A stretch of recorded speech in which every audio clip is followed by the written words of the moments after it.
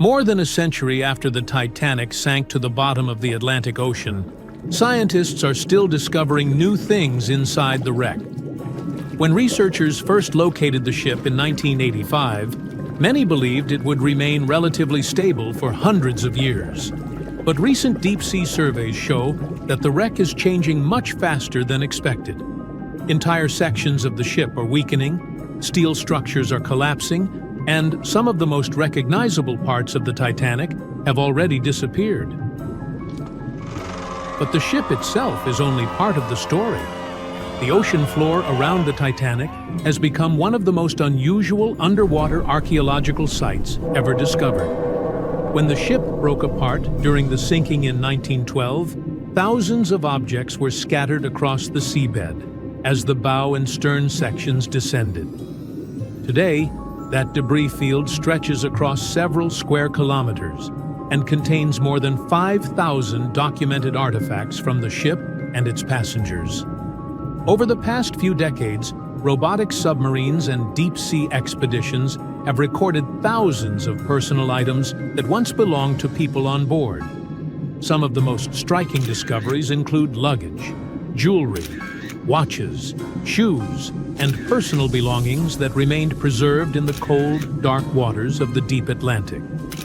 Leather suitcases have been found still closed, protecting clothing and documents inside. In several cases, even paper labels and fabric patterns were still visible after more than 100 years underwater. One particularly well-known artifact is a gold pocket watch recovered from a passenger. The watch had stopped at 2:28 in the morning, only minutes after the Titanic disappeared beneath the surface. Several similar watches have been found over the years, giving historians a clearer idea of the timeline during the ship's final moments. Jewelry has also been recovered from the wreck site. Expeditions have found diamond rings, gold necklaces, brooches, and other valuables that once belonged to first-class passengers. Some of these items were later matched to passenger records and family archives, allowing historians to identify the original owners. Researchers have also discovered sealed bottles among the wreckage. Several wine bottles recovered from the debris field were still intact after more than a century on the ocean floor. The corks remained sealed because of the enormous water pressure at that depth. Not all discoveries are glamorous, though. Scientists have also found everyday objects that give a more personal look at life aboard the Titanic. These include shaving kits, perfume bottles, eyeglasses, combs, shoes, and even unopened tins of food. In many places, the organic materials have decomposed, but the objects themselves remained in place on the seabed. One of the most haunting discoveries made during early expeditions involved pairs of shoes lying next to each other on the ocean floor. Researchers believe these shoes mark locations where passengers likely came to rest after the sinking. Over time, the bodies decomposed, leaving only the footwear behind. All of these artifacts help historians better understand what life was like aboard the ship during its final voyage. But while these objects remain scattered across the seabed, the wreck itself is slowly disappearing. To understand why, it helps to look at the extreme environment where the Titanic lies today. The wreck sits nearly 3,800 meters below the surface of the North Atlantic Ocean. At that depth, the pressure is more than 380 times higher than at sea level, and temperatures usually stay between 1 and 2 degrees Celsius. Sunlight never reaches the ocean floor, and the entire area is covered in permanent darkness. When scientists first discovered the wreck in 1985, the bow of the ship still looked surprisingly recognizable. Railings were still standing. Deck structures were visible. Some openings even allowed small submersibles to look inside parts of the ship. But later expeditions began to notice something unusual growing across the surface of the metal. Long rust formations were hanging from railings, portholes, and broken beams all across the wreck. At first glance, they looked like ordinary corrosion. But when scientists examined them closely, They realized these structures were actually created by living microorganisms. Researchers call these formations rusticles. Rusticles are produced by colonies of bacteria that survive by feeding on iron. The microbes attach themselves to the steel surfaces of the ship and slowly break down the metal. As they consume iron, they form long rust structures that grow outward from the wreck. Some rusticles can reach nearly a meter in length and hang from the ship like underwater stalactites. Despite their solid appearance, rusticles are extremely fragile. If touched by a robotic arm or submersible, they crumble instantly into reddish dust. That dust is essentially the remains of the ship itself. The bacteria convert solid steel into rust particles that eventually fall away and disperse across the seabed.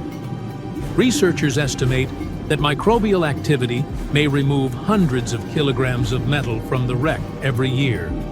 Over time, this weakens the structural supports that once held entire sections of the ship together.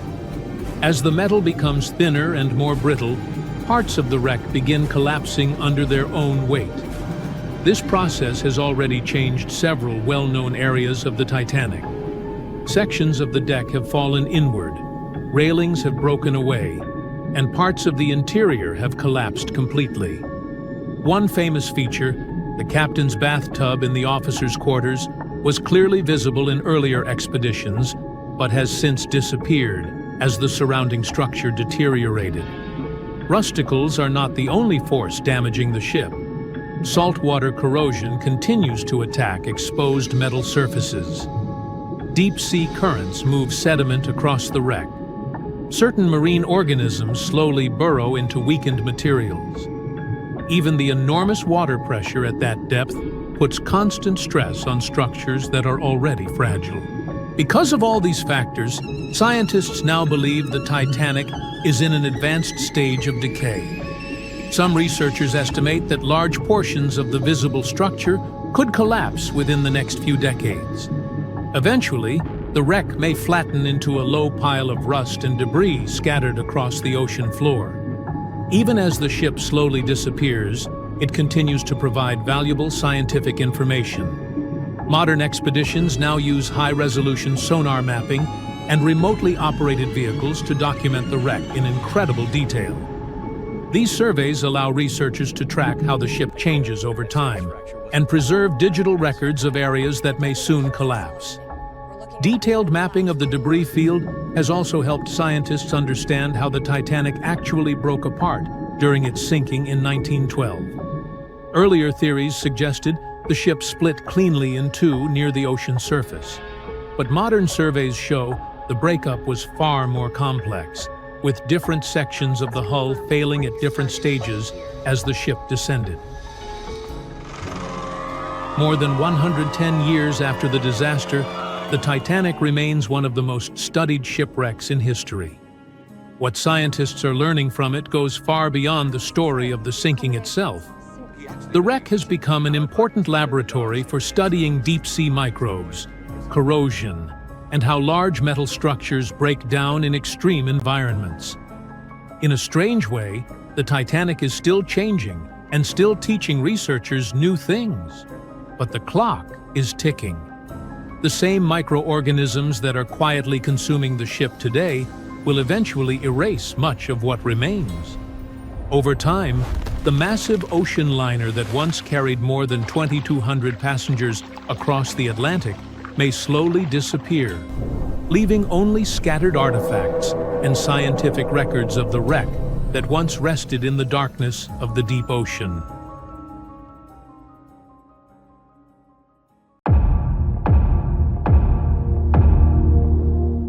There were no binoculars on board the famous Titanic on the night when they were needed the most. The lookouts were blind, helpless, and doomed, and the ship went down, taking hundreds of lives, right?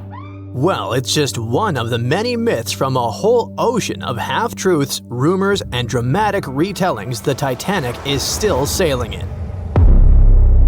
There were binoculars on board. The real issue was access. The binoculars were locked in a cabinet in the crow's nest, which is the lookout point, but the key went missing. A crew member named David Blair, who was supposed to be on the Titanic, was reassigned to a different ship at the last minute. He forgot to leave the key behind. The key to saving hundreds of lives, literally, was sitting in his pocket far away as the Titanic was going down.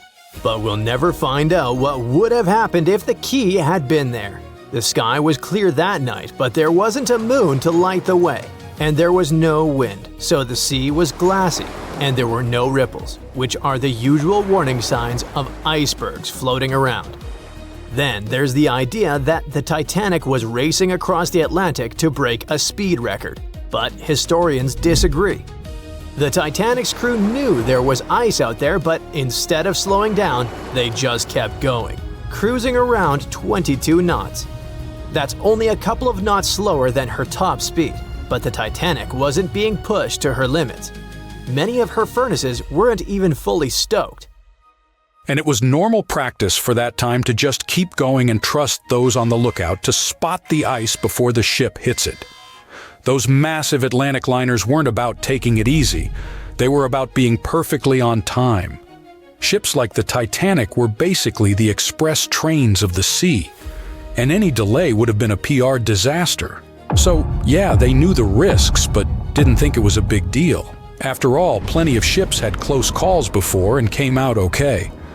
They didn't see ice as a huge threat those days, and weren't even afraid of head-on collisions. And have you heard that the White Star Line, the company that owned the Titanic, marketed it as unsinkable? In 1910, the company was hyping up their two new ocean giants, the Titanic and her sister ship, the Olympic. Their ads proudly declared these ships were designed to be unsinkable. What the company meant by it was that, on paper, the design should keep them afloat. Later on, they even had to clarify that they never promised the ships were actually unsinkable. By 1911, before the Titanic even hit the water, magazines were already running wild with the idea. Writers were calling her practically unsinkable, pointing to her fancy new watertight compartments as proof.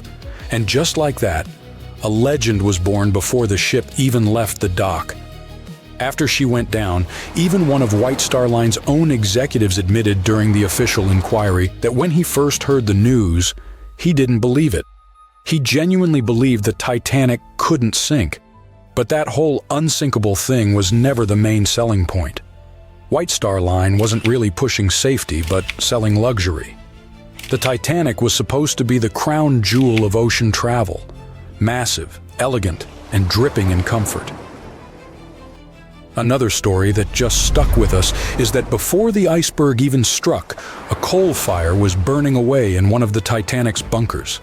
It weakened the ship's hull and made it more vulnerable.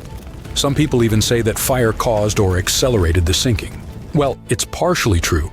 There was a coal fire in one of the Titanic's coal bunkers before the voyage. Fires in coal bunkers weren't unusual in steamships of the time. They could smolder for days.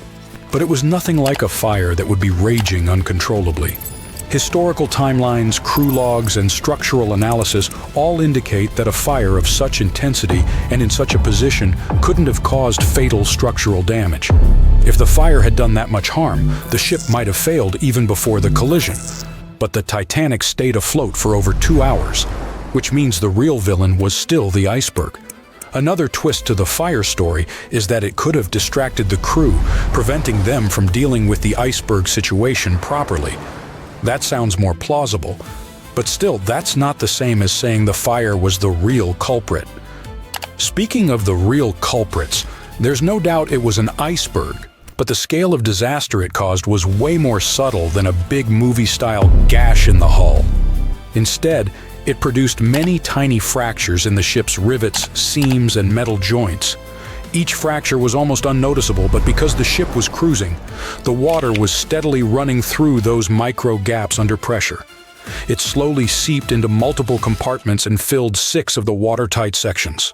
The Titanic lingered, hovered, took on water, and was failing compartment after compartment. She sank over a period of 2 hours, rather than going down in minutes. If the iceberg had catastrophically torn open the hull, the ship would have gone down almost immediately, and people would have had no time to react and escape. Sadly, not all of them had that chance anyway.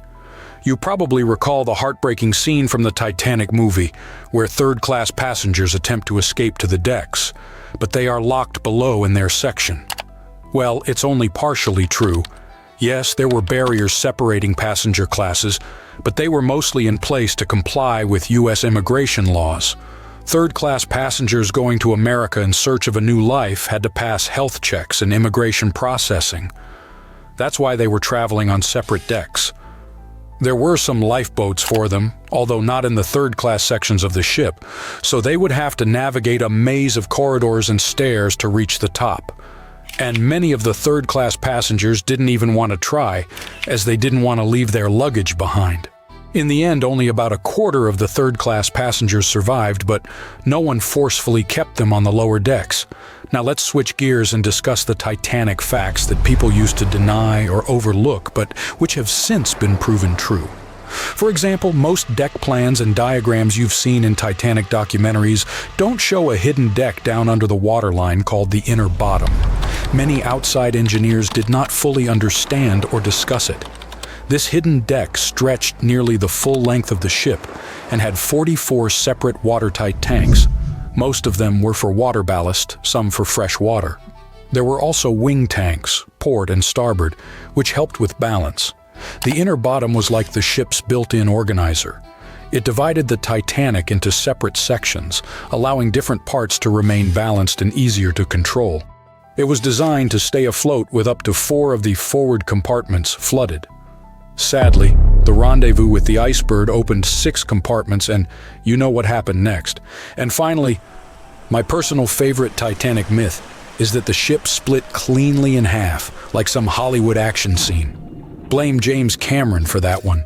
We all cried when we saw it, but reality was way uglier. For many years after the tragedy, survivors couldn't all agree on what they saw. Some said the ship went down whole. Others swore it broke apart. No one believed the second group until the scientists found the wreck in 1985. Then, they finally confirmed the truth that the Titanic had indeed broken in two, but not neatly. The metal twisted, tore, and shredded as the stern lifted into the air, and 2 opposite forces ripped it apart.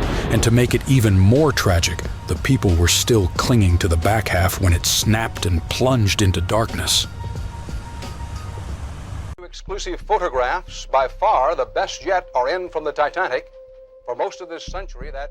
When the first images of the Titanic shipwreck appeared in September 1985, the world stopped.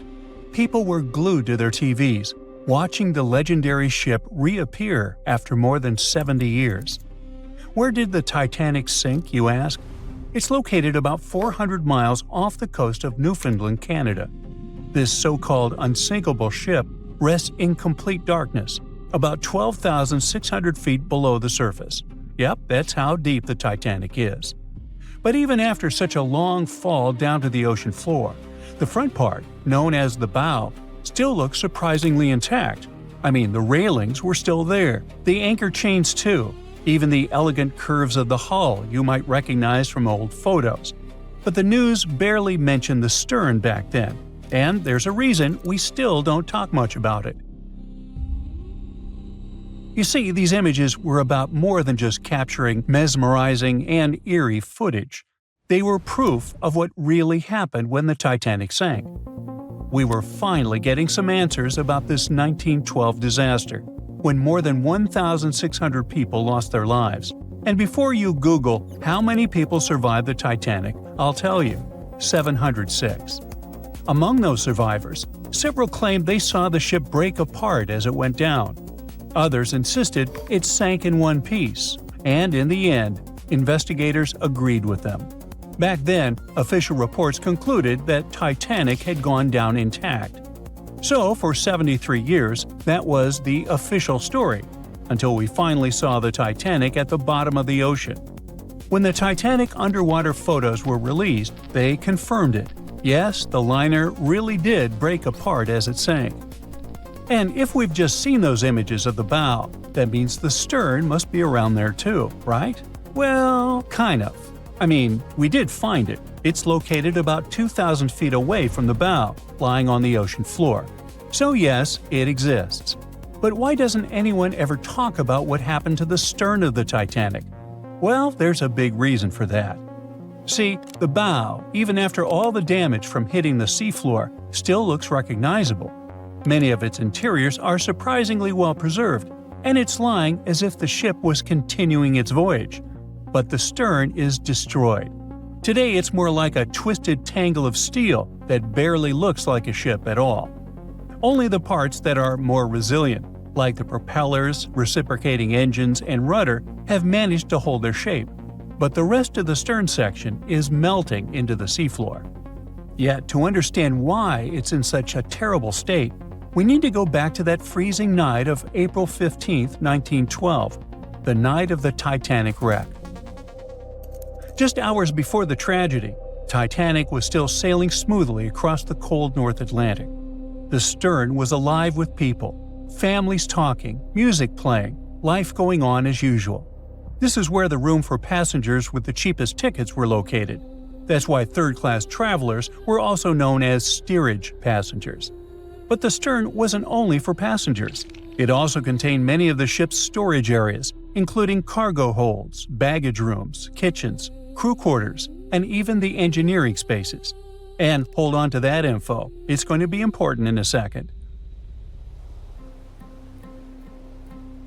So let's jump straight to when the liner struck the iceberg. As the bow began to sink, the stern slowly lifted out of the water, putting enormous strain on the middle of the ship. By around 2 in the morning, the lights on Titanic flickered and then went out. Moments later, the ship broke in two, and the bow disappeared beneath the waves. The stern briefly settled back on the water before rising again, this time almost vertical. It stayed upright for a few seconds and then began its final plunge. At about 2:20 in the morning, the stern vanished beneath the Atlantic. Titanic was gone. What was happening beneath the water were two completely different scenarios. First, the bow slowly filled with water and began to drift downward, almost sailing gently like a submarine.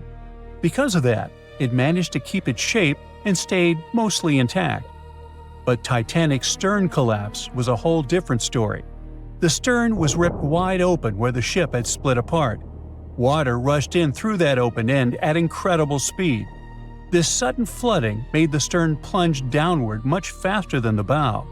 The rush of water created so much turbulence that pieces were ripped off and scattered all around the ocean floor. Now, remember what I said earlier about the spaces inside the stern? Those huge storage areas were wide open, and many of them contained air pockets. So when the stern section broke away, it still had compartments filled with trapped air. As it spun down into the depths, this increasing water pressure crushed those pockets one by one.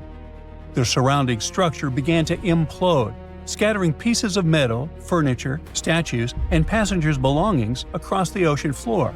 So many experts believe the immense water pressure made that section collapse as it sank, and that's why we can't see much of it today. And now you know the answer to the Titanic back section mystery. We don't talk about it much, simply because there's not much left to see. It's like the part of the Titanic story that's too broken or too painful to talk about openly. The side of the ship that truly feels lost. And sorry to say this, but that's the future of the bow, too. I mean, it won't be there forever. The iconic shape of the wreck is changing year after year, and not in a good way. The front part of the Titanic is deteriorating, and one day, it'll be entirely gone. Down on the seabed, the Titanic faces enormous pressure, nearly 390 times greater than at the surface. The good news is there aren't any air pockets left inside the ship, so big implosions won't happen again. But the bad news is that the ship's own weight is now helping to tear it apart. As those 52,000 tons of steel slowly settle into the ocean floor, they twist and pull on the hull. Submersible missions have already spotted large cracks running through the steel plates, and even the decks themselves are starting to cave in. And there's something else. The wreck might look cool and spooky today, but that actually comes from a thick layer of bacteria and microbes covering it. The problem is, they're slowly eating the Titanic. Yep, most of the corrosion happening down there is caused by bacteria, and this is gradually weakening the entire structure. Steel plates, beams, and supports are getting thinner every year. Scientists estimate that the ship is losing between 0.13 and 0.2 tons of iron every single day. Still, even at that rate, the wreck won't vanish overnight. Experts believe it could take up to 420 years for the liner to disappear completely.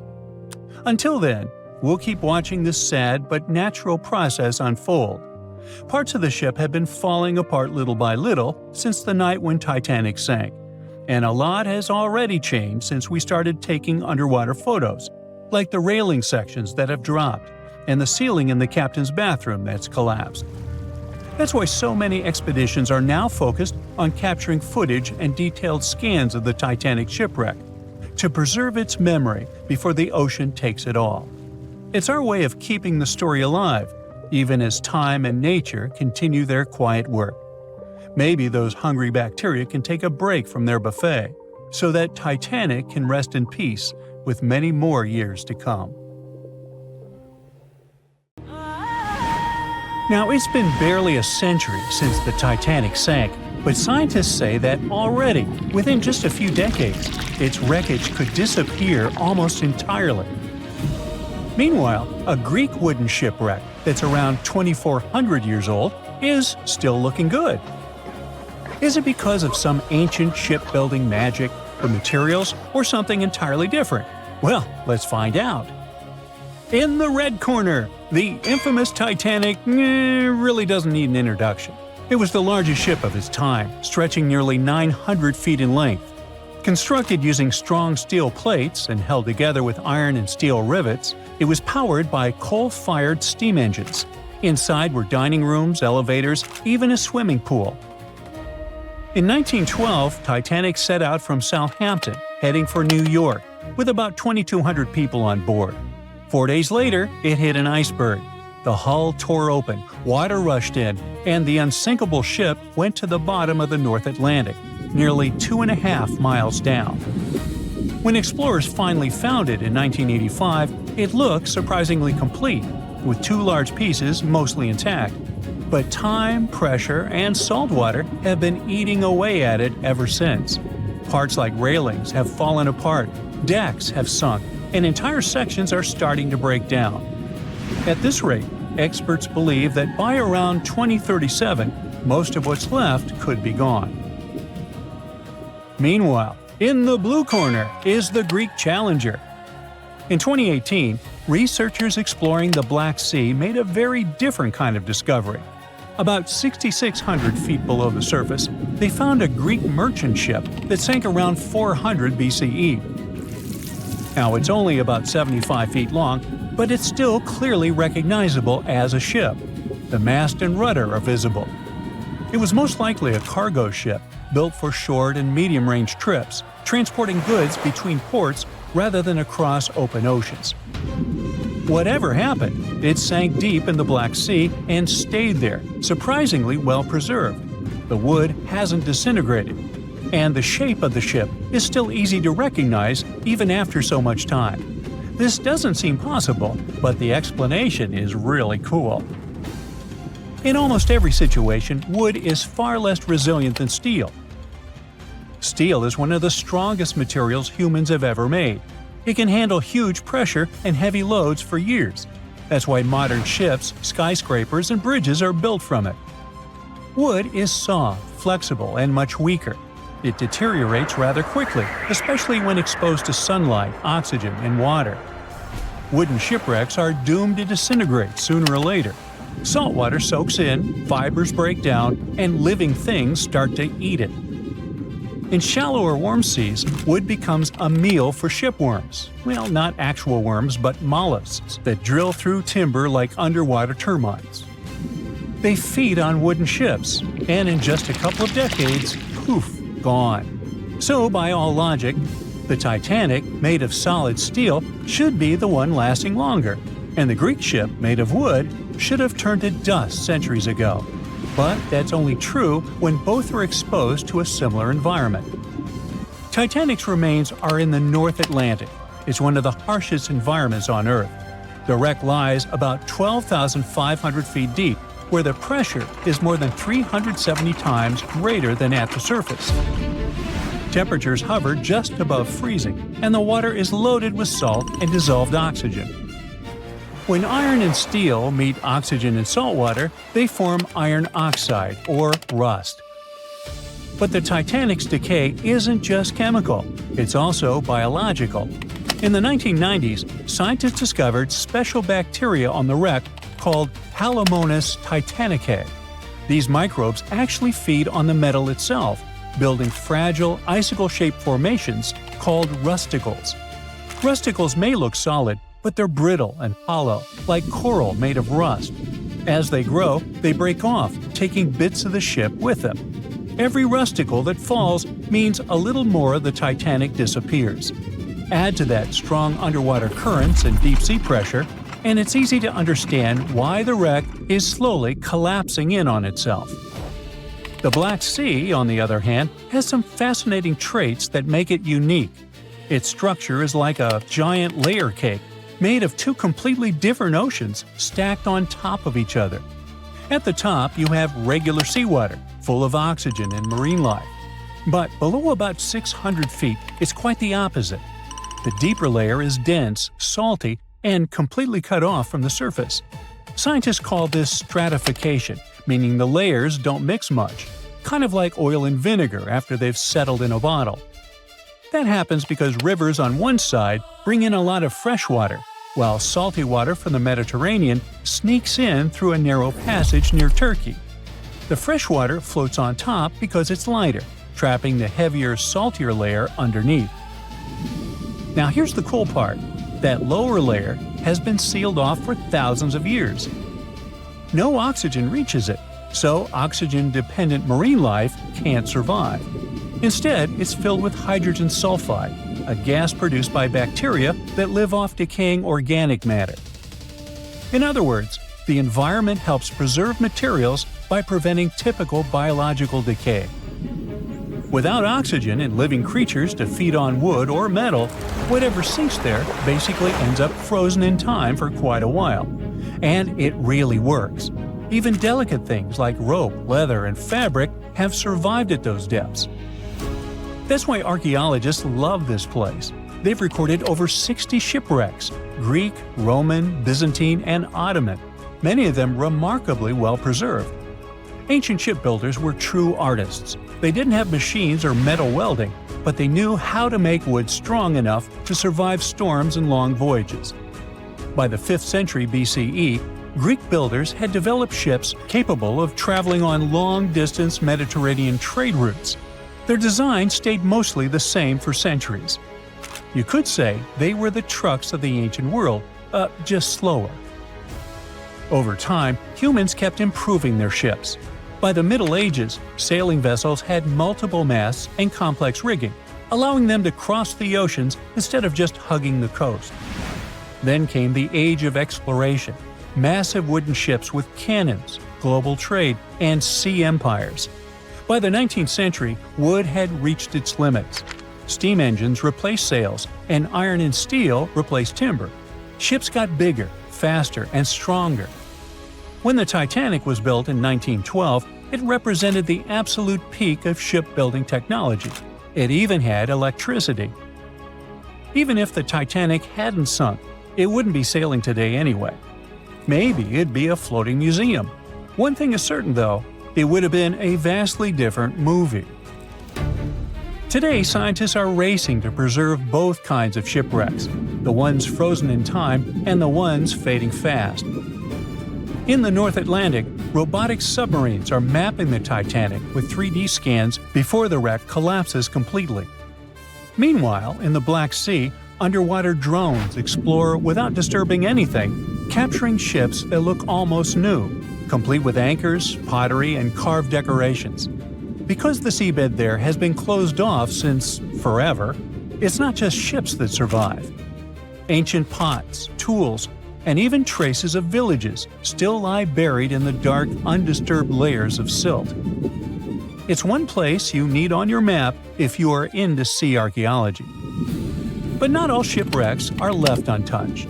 Around the world, an increasingly common approach is turning select historic wrecks into managed underwater museums. Instead of keeping them out of reach, scientists and conservationists are inviting divers to explore them responsibly. For example, off the coast of Greece, one ancient shipwreck from the classical era now serves as a protected dive site. In most cases, moving sunken boats is impractical and risks damage. They're safer underwater until some new technology arrives. Maybe we're not that far from the future where commercially available submarines could allow everyone to see the great Titanic firsthand. That's highly unlikely, of course. But in case of a what-if scenario, we just have to hope it happens while the ship is still there. Titanic. The Titanic. The Titanic. The Titanic. Titanic. The Titanic. The Titanic. Titanic. The Titanic. Congratulations! You can now forget everything you've seen in the movies or everything you've read in books and newspapers and heard from people. Now we have the most detailed and reliable study of the famous sunken ship. A large-scale Titanic 3D scan allows us to see in fine detail everything that happened during the disaster.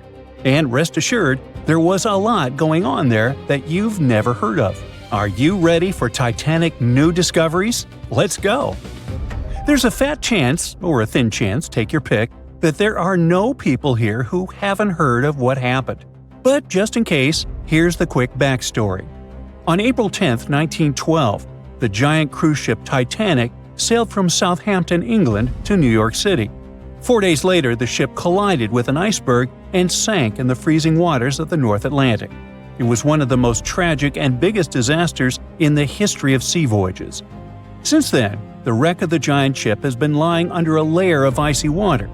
For decades, people wanted to get this ship from the bottom many times, but they never fully tried.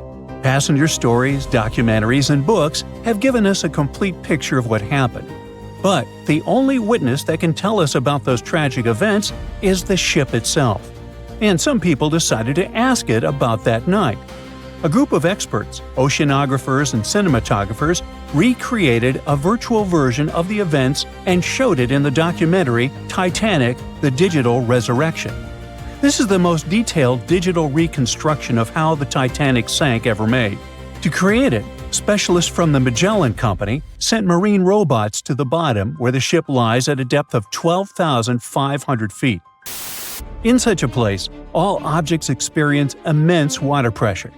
To better understand how great it is, imagine the weight of a heavy barbell on your fingertip.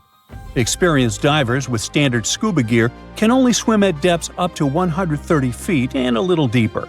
So it's a challenging, almost impossible mission to descend to such a depth and conduct research.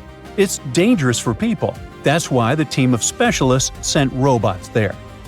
Equipped with cameras for deep-sea surveys, they took more than 700,000 photos and videos in 4K resolution. They were collecting data for 3 weeks, exploring every part of the ship. Eventually, they had about 16 terabytes of data. Now, 1 terabyte is 1,000 gigabytes. Is that a lot? The largest game on PC, Microsoft Flight Simulator, weighs about ½ terabyte, and it has maps of the entire planet to create a realistic flight simulator. Still, this huge program weighs 32 times less than that Titanic scan. Imagine how detailed the model of the ship and the simulation of the disaster turned out to be. Moreover, the team combined all this information with the drawings of the ship.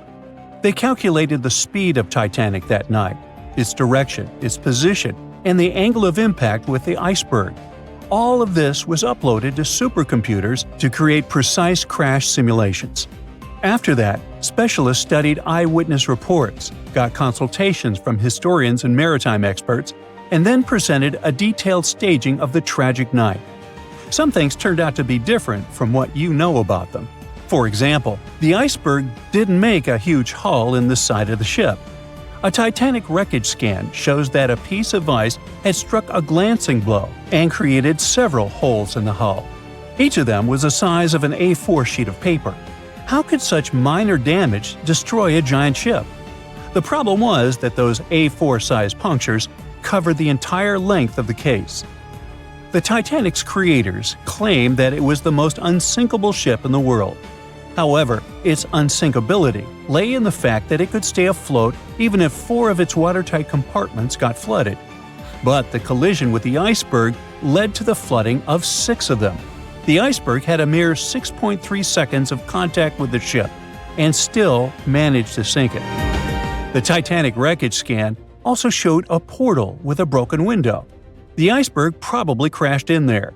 This finding confirms the words of eyewitnesses that pieces of ice got into the cabins. Just imagine how frightening that was. You're sleeping peacefully in your bed, then you hear a loud crash, and a piece of iceberg falls into your cabin.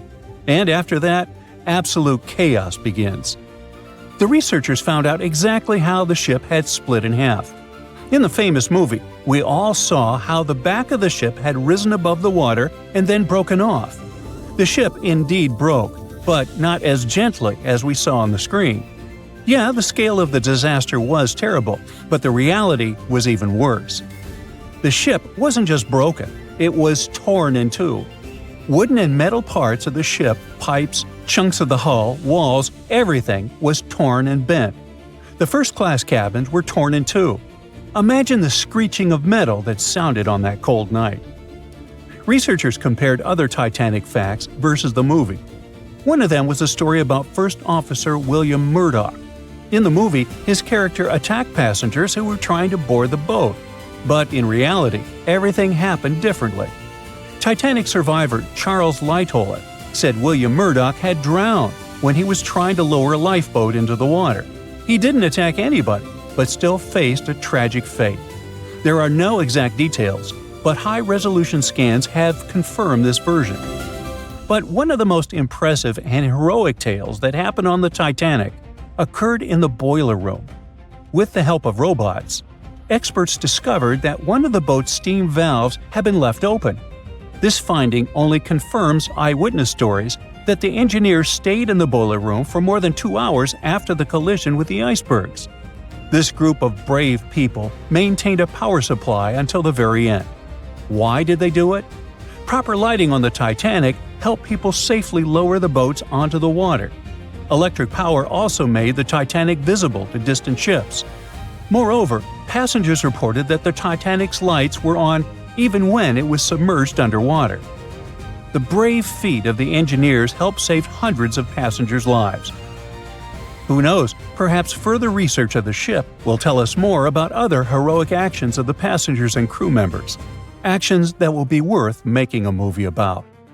In addition to studying the ship, the researchers also scanned the seabed around the wreckage, where not only parts of the Titanic, but also personal belongings of passengers, including gold coins, pocket watches, combs, shoes, and so on, were scattered.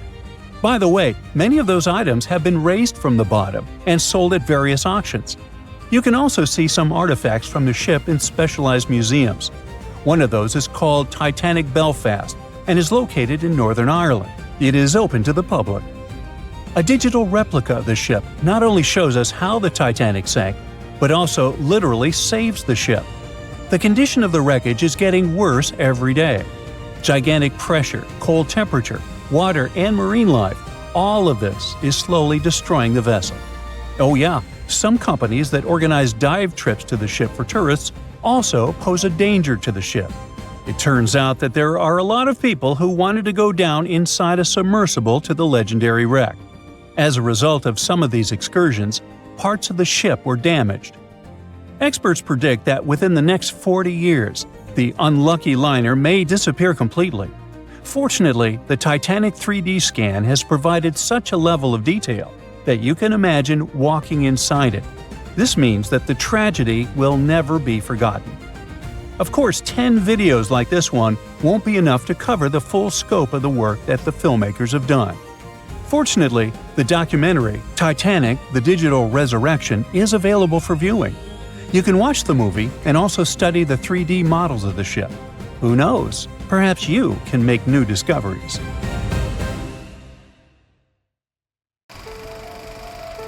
As the Titanic slipped beneath the waves, a man clung to life. And somehow, against all odds, he survived. He thought the drama was over, but what awaited him on land was way colder than the Atlantic Ocean on that dreadful night. When he returned to his home country, Japan, people met him with shame. Newspapers denounced him. Strangers whispered behind his back. His only crime, according to them, was that he didn't go down with the ship and with the other passengers. This is a real story of Masabumi Hosono, the only Japanese person on the Titanic who wrote a letter that sheds new light on the details of the well-known tragedy. Mr. Hosono was in his early 40s when he set out on his journey aboard the Titanic. He was a civil servant, working abroad for 2 years and studying the railway system. He really missed his beloved wife and children back home, so he couldn't wait for his assignment to be over. Finally, in 1912, his long return journey to Japan began. He got to travel in style with the prestigious RMS Titanic on her maiden voyage. He made it to London, where he stayed for a short time and bought a new suit, and then to Southampton. There, he took his place in Titanic's second class. As he mentioned in his writings, he was impressed with the Titanic's grand views, enticing aromas, and lively music. At this point, he was counting every sunrise as it meant he was getting closer and closer to home. On April 14th, the weather was fine, and Hosono woke up at 7 a.m. and had a regular day at the ship. Around 10 p.m., he almost fell asleep while reading, when suddenly he felt that the ship had hit something. Then the ship stopped completely. Hosono didn't take it seriously and just went to sleep. Just after midnight, a steward knocked on his door. He gave the passenger a life buoy and told him to go up to the lifeboat stations. Mr. Hosono quickly got dressed and rushed to the deck, where he saw passengers running around in all directions. No one could tell him what had happened. The crew had already started launching the lifeboats at that point, but he couldn't make it through. Somebody from the crew took him for a third-class passenger and told him to return to the lower part of the ship. When he finally made it to the deck, he saw women and kids getting in the lifeboats. Unlike what they show in the Titanic movie, it wasn't that dramatic, and passengers were remarkably calm. No one was shouting. Many of the men were trying to get into the lifeboats, but the sailors wouldn't let them. The crew was sending distress flares that were shining bright blue in the night sky. Mr. Hosono addressed the situation and prepared himself to end his life that day. Without panic, not to bring shame upon the Japanese people. The Titanic was tilting at a 45-degree angle when one of the officers shouted that there was room for 2 more people. A man immediately jumped in. Hosono knew if he didn't do the same, he would never see his beloved family again. So he jumped inside the lifeboat, and because it was dark and so many things were going on, the conductor didn't notice that 2 men joined them. As they were rowing away from the ship, they saw many passengers still on the deck. They were screaming for help. By that time, the Titanic was tilting by about 60 degrees. After a while, they heard 3 or 4 loud bangs, and the ship disappeared underwater completely with a strange noise. He didn't mention that it broke in half, as they show in the movie. Hosono and 1 Armenian passenger were the only men in the lifeboat. The women were crying about their husbands, and husbands who went down with the Titanic. At this point, our hero realized that people would blame him for sneaking out, and it made him really sad. They were drifting, and the waves were getting higher and higher. The human voices coming from the water and begging for help disappeared. The lucky ones in the lifeboats were now afraid they wouldn't make it out alive either, as they would get hungry and cold really soon. Only around 3:30 a.m., they saw a ship in the distance. Half an hour later, the ship called Carpathia reached them. The boat that Hosono was on was the last to be rescued. Carpathia saved over 700 people from the Titanic, so it was full to the brim. When Carpathia started sailing away, Hosono saw many icebergs and was afraid there would be another collision.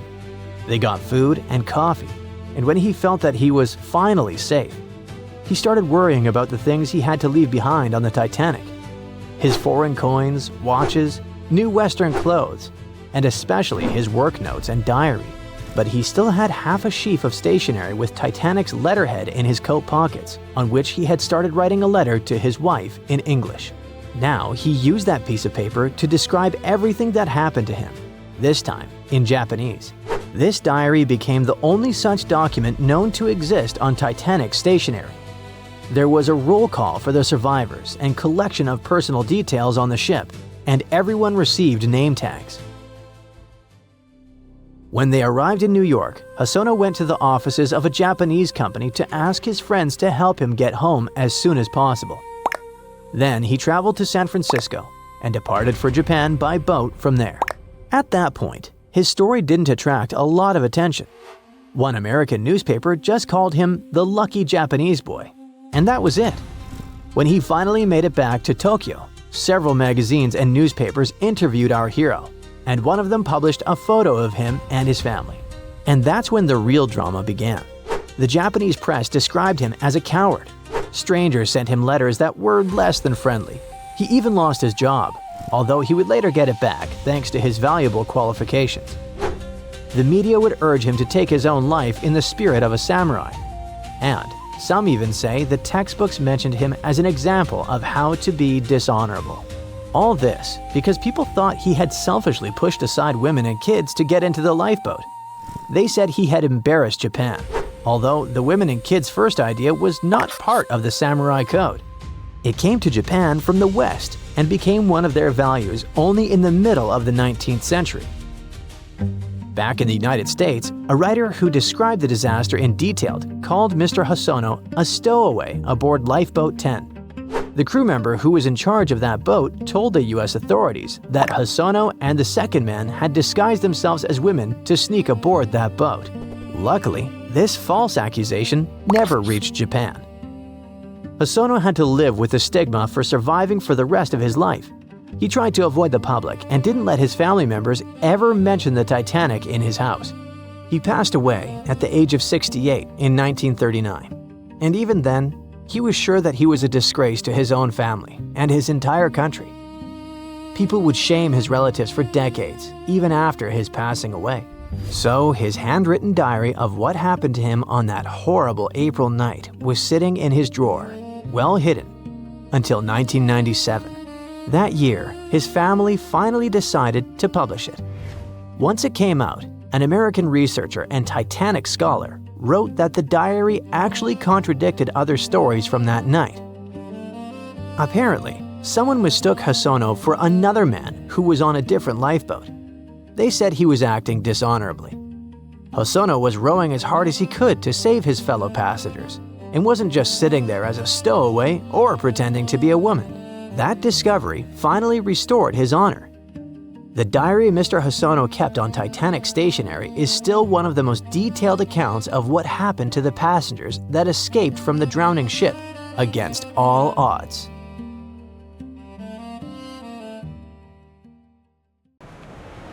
By April 1912, the Titanic was the most expensive and unsinkable ship in the world. These days, the sunken Titanic is associated with some of the most expensive expedition tours in the world. Despite the terrible tragedy, people have built profitable businesses using the famous ship, and these businesses can be very dangerous. The Titanic fell to the bottom of the icy waters of the North Atlantic in 1912. It was more than 70 years before people finally discovered the ship. It happened in the 80s, when researcher Robert Ballard carried out a secret mission to search for sunken submarines. In addition to his mission, Ballard also wanted to search for the wreckage of the Titanic, if he had the time. In short, he did find the Titanic. This discovery became the beginning of big profits, fighting for customers, lawsuits, and the destruction of the wreckage. Shortly after the discovery, Ballard came to the U.S. Congress and testified about the Titanic he'd found. He suggested making a sea memorial out of the wreck's site and leaving this place untouched. In 1986, Ballard installed a plaque on the Titanic, and the story ended there. But not for long. The Titanic tragedy was a popular theme, so many companies realized they could make a lot of money out of it. In 1987, an American company, Titanic Ventures, descended to the wreckage together with the French National Institute of Oceanography and got about 1,800 artifacts from there. Then the company received the rights from the U.S. government to rescue the Titanic by parts. Over the course of several years, they made several other expeditions and took more than 2,000 artifacts. The company created a museum where it exhibited the found jewelry, interior elements, personal belongings of passengers, and a lot more. Some artifacts were put up for auction. The company made good profits and inspired many others to do the same. For example, let's take a look at this pocket watch. It belonged to a guy named Edmund Stone, who was a first-class steward. The watch stopped at 2:15 a.m. when it fell into the icy ocean water. After almost 100 years, it was sold for 130,000 euros, which is about $135,000, and is far from the highest price. Another item is the Titanic's ship plan. This is one of the most authentic artifacts from the ship, and it had a practical use. Experts used this blueprint to investigate the wreckage. It helped them understand where the iceberg had struck the Titanic. This plan was sold at auction for $320,000. Do you remember that moment in the movie when the ship began to sink and the violinists started playing their last song? It was actually true. There were real musicians on board who were playing till the end. One of them was Wallace Hartley. Unfortunately, he didn't survive the disaster, but his violin did. Even though it's impossible to play it, it was sold for $1.5 million. In general, as you understand, the hunt for the Titanic's artifacts turned out to be quite profitable. Then, director James Cameron came down to the Titanic. In 1997, he released his famous movie with the same name, and the popularity of the Titanic soared. Collecting the artifacts was no longer so interesting. People wanted to go down to the famous ship on their own. The high demand provided a good supply. In 1998, British company Deep Ocean Expeditions organized tours to the Titanic for only $32,500. From that time until 2012, the company conducted 197 dives to the wreckage of the ship, and during this time, the ticket price doubled. The company Titanic Ventures, which was the first to get an artifact from the sunken ship, later received the name RMS Titanic Inc., and it sued Deep Ocean Expeditions because it believed that its exclusive rights to salvage the ship's artifacts prevented other companies from conducting underwater tours. RMS Titanic won the court case and banned Deep Ocean from conducting expeditions, but this decision was overturned in 1999. In short, litigation and fights between competitors began. People continued to go down to the seabed to see the legendary ship. There were other companies that organized their own tours. Tourists descended to the Titanic inside underwater bathyscaphs. In 2001, an American couple had a wedding inside an underwater vessel that floated next to the Titanic deck. The profit was growing, customers were coming, and everything was fine, not counting the Titanic itself. The more tourists came down to the ship, the more damaged it got. People wanted not only to see, but also to touch the wreckage. The bathyscaphs could accidentally hit the ship and break apart its parts. The churning of the water caused by boat propellers could also damage the old ship.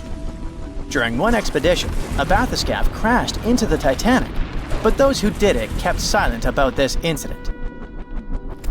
In addition, the seabed where the ship lies is littered with garbage. Bottles, chains, weights, nets that people left during rescue operations and tourism.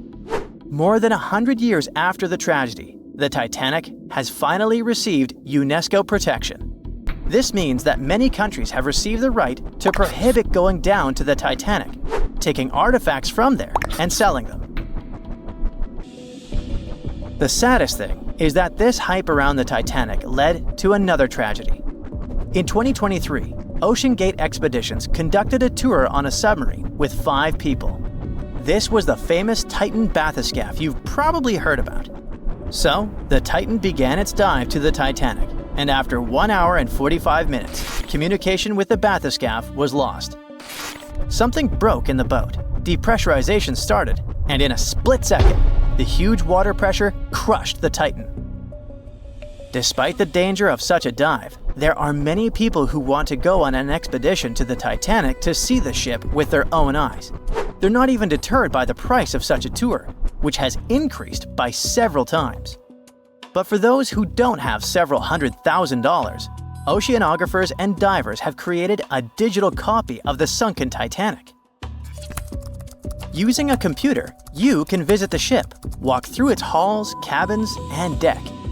The copy has preserved some parts of the ship which don't exist anymore. For example, the famous railings on the ship's bow where Leonardo DiCaprio hugged Kate Winslet have recently collapsed. And you can also visit museums dedicated to the Titanic. There, you'll see various photos, elements of the ship, personal belongings of passengers, and many other artifacts. Anyway, if you have a lot of money and you still want to go down to the Titanic, think twice. And in general, ordinary scuba diving is a rather dangerous thing. These are the problems it can cause. When you dive underwater without preparation and come up too fast, you're likely to encounter decompression sickness, which is also called the bends. Due to the rapid decrease in the pressure that surrounds you, nitrogen bubbles move through the body and might cause paralysis, severe discomfort, spinal cord damage, and many other troubles. Wait a minute, what are nitrogen bubbles doing in your body anyway? Your cylinders contain compressed gas that consists of nitrogen and oxygen. And when you inhale this substance and the pressure around you sharply decreases, nitrogen accumulates in bubbles. According to Henry's law, the solubility of gases in a liquid is directly proportional to the external pressure. The liquid is flowing in your veins and arteries, and the external pressure is tons of seawater around you.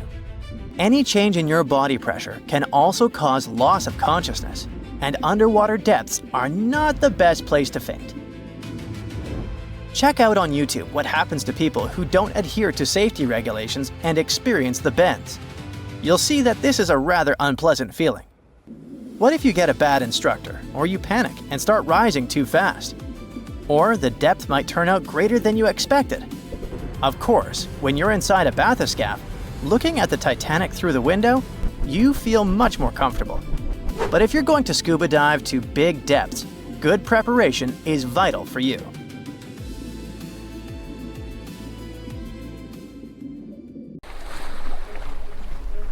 The lookout shouts, "Iceberg right ahead!" The Titanic strikes the ice. Water starts flooding in. Third-class passengers are locked up. There aren't enough lifeboats for everyone. Panic sets in. Violins are playing. The ship sinks. Well, we all know the story of the movie Titanic like the back of our hand by now. But what if I told you that Hollywood lied to us? To tell the real story of what happened that freezing night in 1912, we need to rewind a bit. The lookout shouts, "Iceberg right ahead!" Yep, that part was true. Just before 11:40 at night, Frederick Fleet noticed something darker than the sea directly ahead. As the ship got closer, he realized it was an iceberg. The engines were quickly reversed and the ship turned sharply. Instead of hitting it head-on, Titanic scraped along the side of the berg, sprinkling ice on the forward deck. If you remember, in the movie, Jack and Rose are having a romantic moment when they feel the ship shudder after hitting the iceberg. Everything shakes as if they were in the middle of a light earthquake. Some real-life passengers reported feeling something similar after the impact, but according to Titanic survivor Frank Prentice, it wasn't exactly like that. He said there was no impact as such, and it all felt more like slamming on your car brakes. The ship stopped, and that was that. Some people even slept right through the collision, confirming that there wasn't such an abrupt impact. Mr. Prentice, curious about what had happened, left his cabin and went out to the deck. When he got there, all he could see was a little ice on the surface, not the towering iceberg that Jack and Rose saw. But as we all know by now, the real damage happened below the waterline, where the iceberg had a jagged spur that slashed a 300-foot gash in Titanic's hull. Once the crew realized how severe the damage was, they immediately began sending distress calls to nearby ships, asking for help. At some point in the movie, the radio operator goes to the captain and says there is only one ship nearby, the RMS Carpathia, which later ends up rescuing many passengers. But in real life, there were more ships around. It's believed that the SS Californian was only about 23 miles away. This ship might have actually seen the Titanic sinking, or at the very least, seen its rockets exploding high in the sky.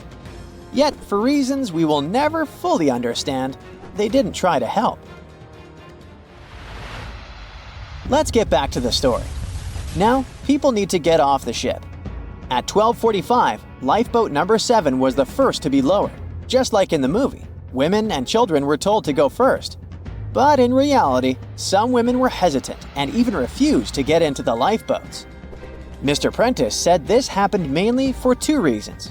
First, these lifeboats were high and passengers were terrified of the 70-foot drop from the deck to the ocean below. And second, most women didn't believe the Titanic would actually sink. It was called unsinkable after all. So the idea of getting into a lifeboat seemed pointless at the time. This mindset probably explains why Eloise Smith, a first-class passenger, recalled that there was no panic or chaos at first. Other survivors backed this up, saying that no women or kids were crying. But one thing that was indeed concerning, at least for the crew, was the possibility that the lifeboats might buckle under too much weight. This is one of the theories why the first few lifeboats left carrying only a fraction of their full capacity. Like lifeboat number 7, which only carried 27 people in it, even though it could hold up to 65. In total, Titanic had 20 lifeboats, which could carry about half of the 2,200 people on board that night. But that didn't happen. And now we know the passengers had no idea there weren't enough for everyone.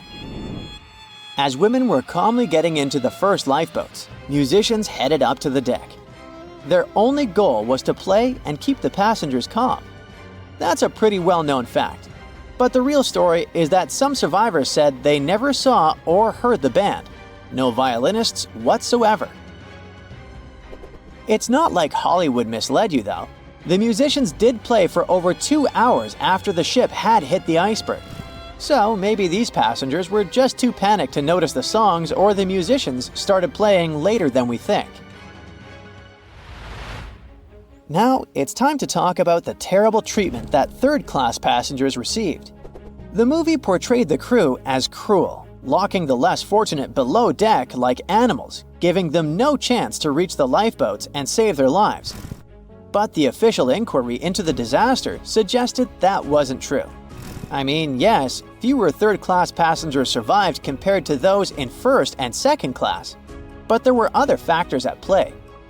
Many third-class passengers were reluctant to leave the ship, clinging to their belongings, and had a harder time making their way up from the cabins, which were at extreme ends of the ship.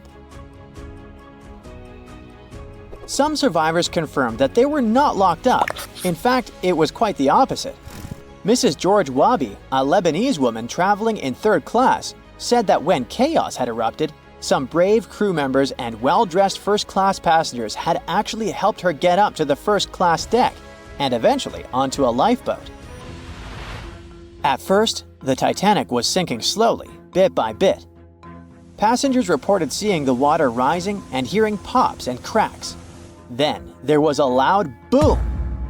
Some said there had been just one explosion, while others described it as a series of smaller explosions, which they'd thought had been the bulkheads giving way. And there's also a group of people who said they had only heard a rumbling sound. So not everyone agreed on the sound they had heard, but one thing is a fact. By 2:18 in the morning, the lights on Titanic went out, and the ship plunged into complete darkness. As the bow continued sinking, the stern rose out of the water, putting immense pressure on the middle of the ship. This caused the Titanic to break in two. In James Cameron's movie, this moment is pretty dramatic, with the ship sinking almost straight down into the water. But in reality, the break probably happened at a much lower angle, likely just below the waterline. Even so, it tilted enough that people couldn't stay on their feet and started sliding into the water. One interesting thing is that it wasn't until the wreckage was found in 1985 that it was finally confirmed the Titanic had broken apart. Up until then, survivors had given conflicting stories. At least 8 survivors claimed they had seen the ship split. Emily Ryerson, a first-class passenger, described it as if the Titanic had been sliced in half with a knife.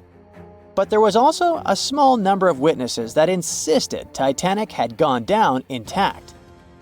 At the time, this theory was more accepted because most people still didn't believe that the supposedly indestructible ship could break in half.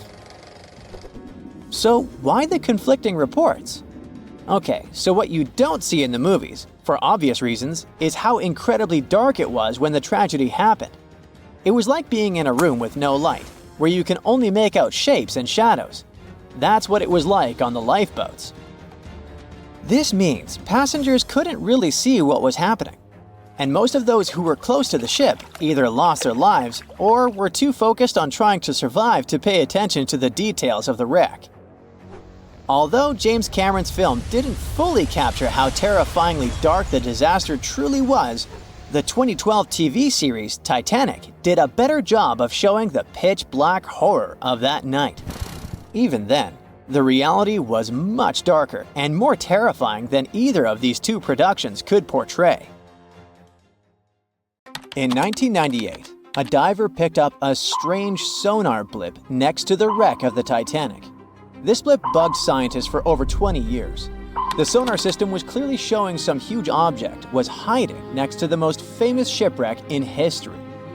The scientists couldn't decide if it was coming from another shipwreck, some sort of a geological feature, or something else they didn't even expect to find there.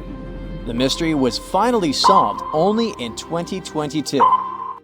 Paul Henry Nargeolet, the diver who first discovered the blip, teamed up with other researchers and went on a new expedition. They found a whole deep-sea reef made up of various volcanic formations and packed with marine life 9,514 feet under the surface. It turned out the reef was the source of the mysterious blip the sonar had detected. They found sponges, corals, fish, lobsters, and other creatures on top of the basalt ridge. The team made a lot of pictures, videos, and took water samples to study later. They're using computer models to figure out how all the animals and plants found there survive in the deep sea. This can help scientists solve the old mystery of how sponges and corals can spread out across the ocean. These creatures need something solid to hold on to as they grow and multiply. But they also survive in muddy places where it's hard to find these solid surfaces. And it's important for scientists to understand what helps them do it. All of this research is part of a bigger project to see how fragile underwater worlds might change or survive in the future. There's another mystery near the Titanic that Nargeolet wants to explore in the future. He noticed another blip between the Titanic and a newly discovered reef a long time ago. Nargeolet thinks this new mystery object might be even bigger than the reef. The Titanic is lying on the ocean floor in two big pieces pointing in different directions. After it had sunk, the boilers, which show where it went down, were found about 600 feet east of the back end of the ship. The bow of the Titanic remained intact when it hit the seabed, but the stern was completely mangled because of the implosions it went through during the descent. The air trapped within the structure just couldn't handle the increasing pressure of the water deep down. Some people who survived the famous shipwreck mentioned that they had seen the ship break in half as it was sinking. At first, no one believed them. But now we know that the Titanic really did split apart between its second and third funnels as it was going down into the water. It took the most famous ship in history 2 hours and 40 minutes to submerge completely. The collision let water flood 6 out of 16 watertight compartments. As the water gushed into the starboard side, the ship started to tilt down in the front and a bit to the right. By midnight, the damaged compartments were spilling water into others. Water started flooding through anchor chain holes, and by 2 a.m., the bow was sinking and the stern's propellers were lifted out of the water. The ship kept flooding until the moment the bow went under the water and the stern went up at a steep angle of almost 45 degrees. The weight of those massive propellers stressed the ship's midsection. The steel just couldn't handle it and failed. Survivors described that moment as some loud noise, like breaking china. That was the Titanic's upper structure giving in. By 12 past 2 a.m., the bow and stern were only connected by the inner bottom structure. Minutes later, the bow, weighing around 16,000 tons, broke loose from the stern. The stern rose sharply to an almost vertical position and started sinking slowly. By 2:20, it disappeared underwater. During the descent, the big funnels were torn off, dragging along cables and other parts of the ship's deck. The ship's front mast also broke and fell, smashing onto the bridge area. The wheelhouse where the captain steered the ship was probably destroyed when the mast came crashing down. The bow was cruising down at about 23 miles per hour and had hit the ocean floor almost half an hour before the stern. The hit was so hard that it bent and broke parts of the ship even more. The decks at the back of the bow collapsed on top of each other. The area around the bridge where the ship was controlled looks especially damaged, almost like a giant fist had squashed it. The roof and sides of the officers' quarters and the gym were pushed in, and railings were bent outwards. Some experts think that when the bow suddenly stopped sinking, a powerful blast of water caused by the sudden halt smashed down onto the wreck. It caused even more damage, but you can't see the damage from when the Titanic hit the iceberg anymore because it's buried under the mud. If you want to go check it out yourself, you must know that the waters around the Titanic are still really, really dangerous. First off, the icebergs are still wild in the area. In 2019, a total of 1,515 icebergs floated far enough south to get into the paths where ships travel across the Atlantic Ocean between March and August. Second, sunlight can only reach about 3,300 feet below the surface, and beyond that, it's completely dark. The area where the Titanic lies is called the Midnight Zone because there's no light at all. When scientists go down to explore the Titanic, they spend over 2 hours descending through pitch-black water before the ocean floor suddenly appears under the lights of their submersible. Seeing anything down there is tough because the submersible's lights only light up a few feet ahead, so it's easy to get lost. To help find their way, explorers use detailed maps of the Titanic wreck site, built over many years, and special tools like accelerometers and gyroscopes to track the ship's position and orientation. Even with all this technology, it's still really hard to find your way down there. Plus, the deeper you go in the ocean, the more pressure there is from the water all around. At the bottom of the ocean where the Titanic rests, the pressure is about 390 times higher than what we feel at the surface. Because of this, subs need to have really thick walls to survive these extreme conditions and keep the people inside safe. The currents down there aren't as powerful as on the surface, but sometimes so-called benthic storms can create powerful underwater currents that can sweep things away from the ocean floor. The Titanic is affected by them. The currents near it mostly flow from east to west and from northwest to southwest, but they can change direction a lot, especially around the bow section of the wreck. Many experts think that over time, these currents will move enough sand and mud to cover the Titanic wreck with layers of sediment. After more than 100 years underwater, the Titanic slowly started to break down. Tiny microbes have been eating away the metal over the years. This created rusty icicle-like formations called rusticles. These rusticles are making the ship fall apart even faster, especially on the back part. Scientists believe this wreck is breaking down 40 years faster than the front. The wreck is slowly collapsing bit by bit every year, but as long as no one touches or goes inside it, it should stay mostly intact for now. And finally, scientists have found evidence that huge landslides happened around the Titanic wreck long ago. These landslides sent tons of sediment sliding down from the nearby continental slope. They think the last big landslide like this happened tens of thousands of years ago and left layers of sediment up to 328 feet thick. But don't worry, these events are super rare.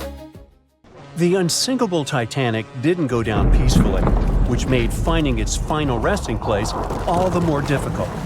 The world-famous RMS Titanic sank in 1912. but was only discovered in 1985 on a secret mission. Although people back in the early 1900s had the approximate location of where the Titanic was, they didn't have the right technology to find it. As it went under, the ship sent several CQD signals, standing for Come Quickly, Distress, to a nearby ship named Carpathia. Come at once, we have struck a berg. It's a CQD, old man, were some of the final words transmitted from the Marconi wireless on the ship. These Morse code messages were also what made the first research missions to the wreck possible. RMS Carpathia found the lifeboats filled with Titanic survivors, but the world also desperately wanted to see what became of the famous liner. Fast forward to 1953. That's when the first serious attempt to find the Titanic wreck happened. A man named Risdon Beasley tried using a loud eruptive device to locate the ship. It sounds weird, but there's science to back it up. When dynamite goes off, the waves from the detonation hit the bottom of the ocean floor. With the help of sonars, scientists would be able to locate if there was anything solid at the bottom of the ocean. But Beasley had no luck. Another 20 years would pass before oceanographer Robert Ballard would make his attempt to locate the Titanic. Ballard had a bit more luck than Beasley. Over the previous years, underwater technology had gotten more funding and so worked much better. He tried it the first time in 1977. Ballard partnered with the Woods Hole Oceanographic Institution on a mission to map the ocean floor. While the institute hired him to test out their new mapping technology, Ballard's intention was to go a little further and find the Titanic wreck. In the middle of this new technological ship, there was a hole that allowed for a long pipe to be extended into the water just above the ocean floor. Attached to the end of this pipe, Ballard installed a pod with sonars and cameras. They thought they were in for something big, and so they took the ship to sea to run some tests. That's when, on a trial run, adversity struck. The drill pipe broke, sending all of their expensive material to the bottom of the ocean floor, just like the Titanic. When Ballard failed, another important character came into this story, a man named Jack Grimm, an eccentric oil tycoon.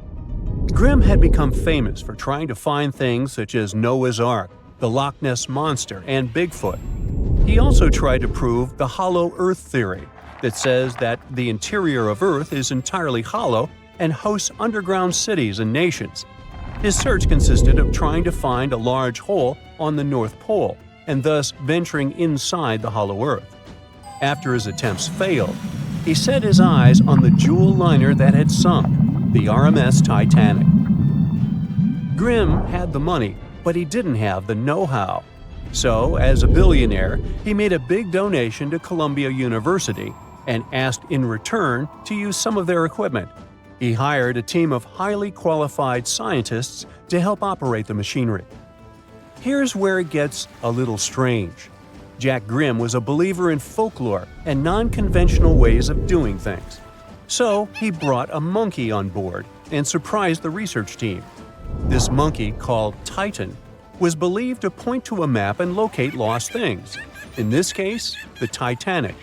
The scientists went crazy when the monkey appeared and told Grimm it was either them or the monkey. This expedition left Florida without Titan. Yes, there would be no monkey business. They set the course to the exact location of Titanic's last distress signal. They arrived, examined every inch of the ocean floor, but still found nothing. Grimm's first expedition lasted 3 weeks, but unfortunately, they found absolutely nothing. They tried a particularly good search method known as mowing the lawn, where they mimic such movements to map every inch of a larger area around Titanic's distress coordinates. The reasons for failure were important defects in the equipment and terrible weather. That's when that prior searcher of the lost Titanic came back into the picture, Robert Ballard. He didn't have the millions Jack Grimm had, but he had one thing going for him. The marine geologist was working closely with the U.S. Navy to locate 2 nuclear submarines which had sunk in the 1960s. Ballard himself says he was living 2 lives, one as a researcher and the other as a Navy intelligence officer. The deal was simple. He'd have a green light to search for the Titanic after he found the two missing submarines. To find Thresher and Scorpion, he used an unmanned submarine vehicle called Argo. Argo was like a little snow sled. It was attached to a bigger ship that sailed above the water. Argo was connected to the ship by a long cable, and it was piloted by a team on board. The sled had sonars and cameras that provided real-time imaging of the ocean floor, so it was a real advancement on other attempts. After much thinking, he had a eureka moment. He supposed the force of the wreck should have left a comet trail that led back to the ship. While searching for the Titanic, most people had tried to find the ship itself. But until then, it had been trying to find a needle in a haystack. That's why Ballard's logic was so brilliant. He needed to invert the order. He had another obstacle on his hands: time. He could only look for the ship after finding the lost subs. And by the time that happened, he had 12 days left. He teamed up with another scientist, and they applied the mowing the lawn method to map the ocean bed. Another important piece of information that most researchers left out was that there was a sea current moving south on the day of the disaster. This meant that the debris field should be south of the distress signal coordinates. To save time and resources, he would do a quick reconnaissance of the ocean floor, spacing lines more than 3 miles apart to look for debris fields. He also relied more on the camera visuals than on the sonar signals. His team took turns piloting Argo and watching the video. Days rolled by, with nothing but the empty ocean floor showing up. Until the rocks they were used to seeing started to look like man-made debris. Suddenly, there it was, the Titanic's boiler. Ballard was right. The debris field would take them back to the ship. After 73 years of searching, they had finally found the Titanic wreck.